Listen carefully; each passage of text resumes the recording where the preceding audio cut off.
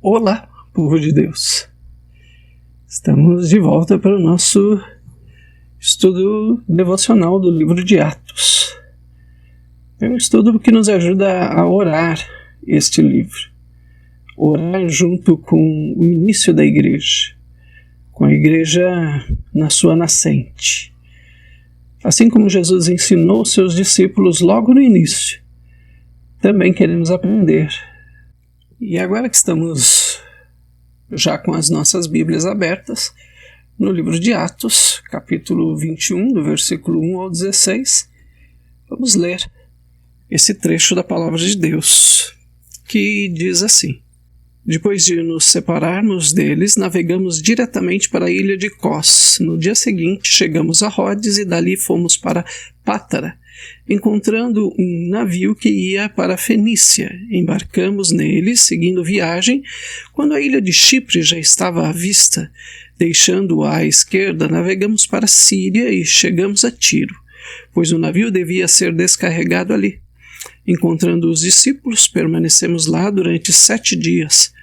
Movidos pelo Espírito, eles recomendavam a Paulo que não fosse a Jerusalém. Passados aqueles dias, saímos para continuar a viagem. Todos os discípulos, cada um com sua mulher e seus filhos, nos acompanharam até fora da cidade e, ajoelhados na praia, oramos. Despedindo-nos uns dos outros, embarcamos e eles voltaram para casa. Versículo 7.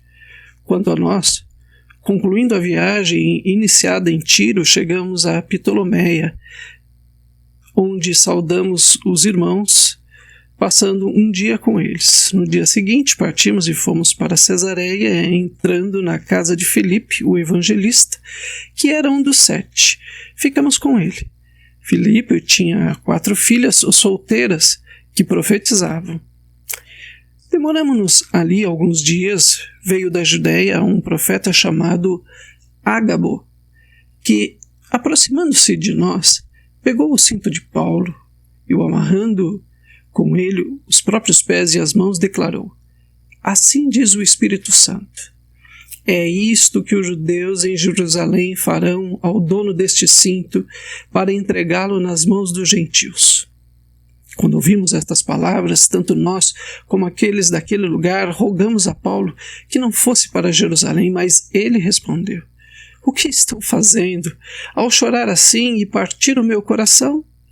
Pois estou pronto não só para ser preso, mas até para morrer em Jerusalém pelo nome de Jesus, o Senhor. Como Paulo não se deixou persuadir, conformados, dissemos: Seja feita a vontade do Senhor. Passamos aqueles dias. Tendo feito os preparativos, fomos para Jerusalém. Alguns dos discípulos também vieram de Cesareia conosco, trazendo consigo Mnasson, natural de Chipre, velho discípulo, com quem nos deveríamos hospedar.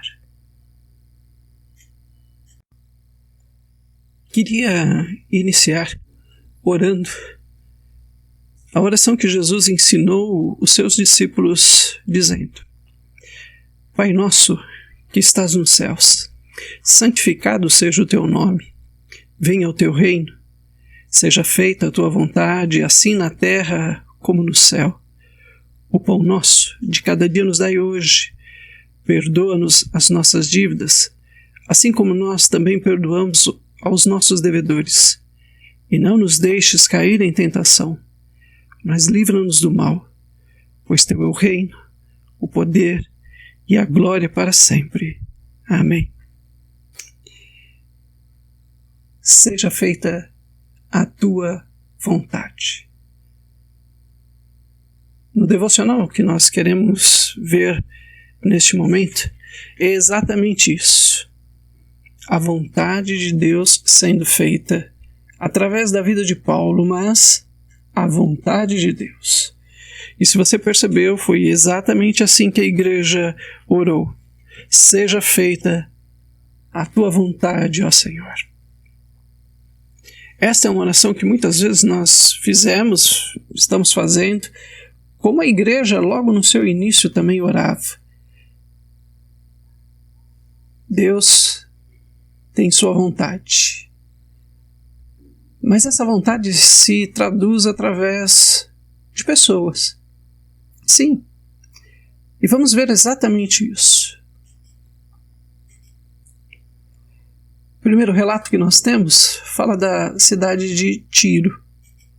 E nós temos lá nessa cidade discípulos, bons discípulos, discípulos movidos pelo Espírito Santo. Nós vimos exatamente isso no versículo 4. Eles foram movidos pelo Espírito e nesse mover eles expressam o seu desejo. Não queremos, Paulo, que você vá para Jerusalém. E não apenas eles, mas todas as suas famílias também vão junto com eles. Suas mulheres, seus filhos, eles acompanham Paulo, vão até a praia.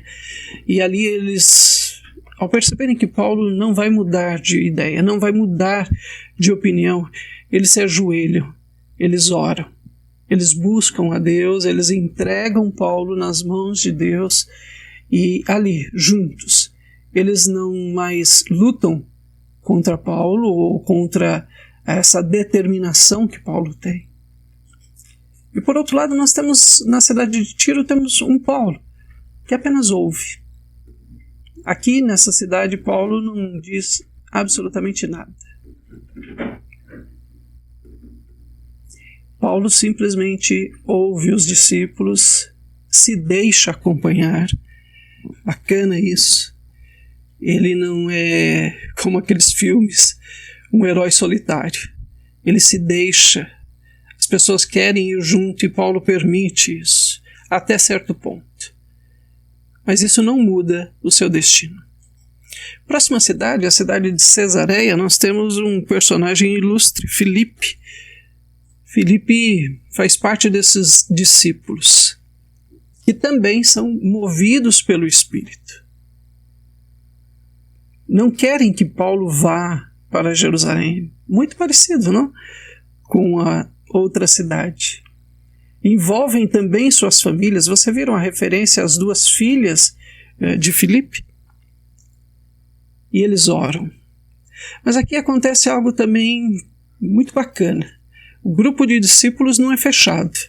Eles recebem um profeta que vem da própria Jerusalém, Ágabo, e que profetiza. E essa profecia não é para mudar o destino de Paulo. Você observou que a profecia de Ágabo não diz não vá, apenas revela o que há de acontecer para que Paulo se fortaleça, para que a igreja que está ali também se fortaleça. E nós temos o próprio Paulo, que agora não fica calado, ele compartilha o seu próprio coração, né? No versículo 13, o que vocês estão fazendo ao chorarem assim? Vocês estão partindo o meu coração. Mas apesar de dialogar, apesar de demonstrar o que vai no seu coração, Paulo continua seguindo na direção de Jerusalém. Aceitar as pessoas no seu caminho, sim, mas manter-se no caminho que foi determinado por Deus. Seja feita, Senhor, a tua vontade. Quantas vezes as pessoas bem intencionadas, pessoas que nós amamos, pessoas que nos amam, mas que não entendem aquilo que Deus tem falado para nós. O texto também fala de um homem convicto, determinado. Paulo está extremamente convicto de que deve ir, apesar de várias vezes ter sido alertado do que iria acontecer. Mas Paulo não se deixa esmorecer, ele não fica desanimado. E aqui eu gostaria de talvez pensar um pouco e orar sobre muitas vezes o desânimo. Quantas vezes é o desânimo que determina o que vamos fazer para Deus, e não o próprio Deus. A oposição de pessoas que nos amam talvez seja a oposição mais difícil de nós resistirmos. Mas seguir para Jerusalém é seguir o caminho do Espírito Santo, é seguir o caminho de Jesus Cristo. E aqui a gente pode perceber há um grande paralelo entre a cidade de Tiro e a cidade de Cesareia. Você percebeu? Há discípulos, eles não querem que Paulo vá, mas Paulo continua determinado. Há um paralelo aqui entre essas duas cidades, mas esse paralelo é um pouco maior quando nós observamos indo para Jerusalém. E se nós nos lembrarmos, Jesus também teve esta mesma caminhada que Paulo. Jesus tinha seus discípulos que tinham bons argumentos quando Jesus, no seu rosto, demonstrava que não iria desviar de Jerusalém. Mas os discípulos tinham bons argumentos, como os de Tiro, como os de Cesareia, também tinham bons argumentos. Por quê? Porque os discípulos só reconhecem a morte. Você percebeu que os discípulos, tudo que eles conseguem enxergar é a morte. A morte de uma pessoa que eles amam. E eles lutam com isso. E o Espírito Santo não é contrário a isso. O Espírito Santo, inclusive, está neles. Mas Jesus, muito parecido com Paulo, é firme na sua caminhada.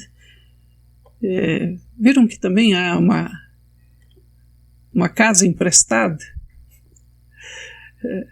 Os dois, quando chegam em Jerusalém, precisam de uma casa emprestada. Jesus ainda precisou de um jumentinho emprestado. Paulo parece que vem a pé mesmo, ele nem se compara com o seu mestre. Se Jesus entrou de jumentinho, eu vou entrar a pé mesmo. Há uma fome espiritual em Jerusalém quando Jesus chega. E Jesus é a oferta. Quando Paulo chega, há uma fome física. E Paulo está levando uma oferta. Você percebe que há um grande paralelo entre a vida de Jesus e a vida de Paulo? E o nosso devocional de hoje é exatamente isso. Que a gente possa ter um paralelo entre a vida de Jesus e a nossa vida. Que as ações que moveram Jesus possam mover também a nossa vida. Que Jesus seja realmente um exemplo que vai para Jerusalém. Meu amigo, meu irmão, continue indo para Jerusalém. Talvez as pessoas que você ama vão chegar um pouquinho depois. Todos esses discípulos seguiram os passos de Jesus. Uns chegaram um pouco antes, outros chegaram um pouco depois. Mas eu tenho certeza que andar no Espírito é exatamente isso. Alguns chegam primeiro, outros chegam depois. Mas pela misericórdia de Deus, todos nós chegaremos como imitadores de Cristo. Sede meus imitadores, como eu também sou de Cristo. Que Deus te abençoe. Que essa leitura, que esse devocional possa inspirar você. Não se deixe abater pelo desânimo nem pela preguiça. Continue caminhando. Que nesse tempo de pandemia, alguns chegarão primeiro, outros chegarão depois, mas que todos nós possamos ser recebidos por Jesus na Jerusalém Celestial. Que Deus te abençoe. Até a próxima semana. Tchau, tchau.